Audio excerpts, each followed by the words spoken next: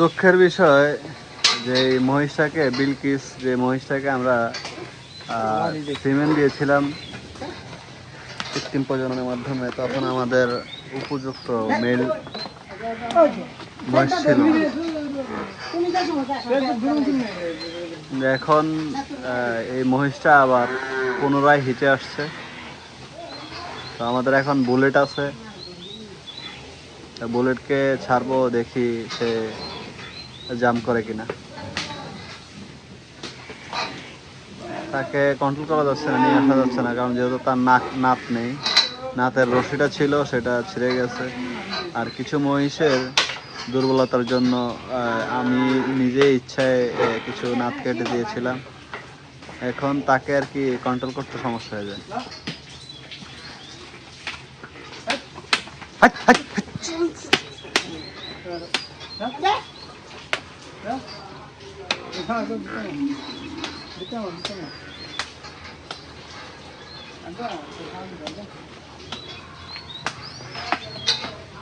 রিয়াকশনটা দেখেন, তাকে যখন নিয়ে যেতেছি জায়গা মতো, বুলেট কিন্তু খুব অ্যাগ্রেসিভ। এই যে দেখেন, এই যে দেখেন, তারের ভিতরে পা ঢোকা দিতেছে। সে কি করবে? ওইদিকে রাঙা রাঙা দেখেন, রাঙা কি করতেছে।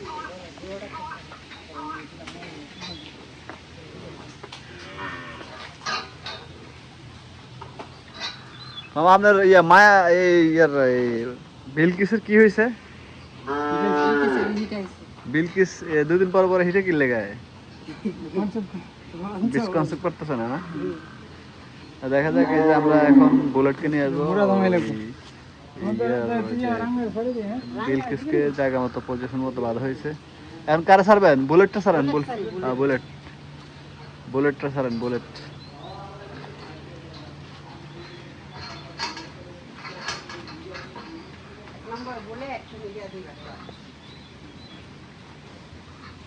একদম সহজ পদ্ধতিতে আপনারা যারা গোবরের টপ বানাতে চান, আরে আগে পজিশন নেও, তারপরে রেডিও, তারপরে ইয়ে করো।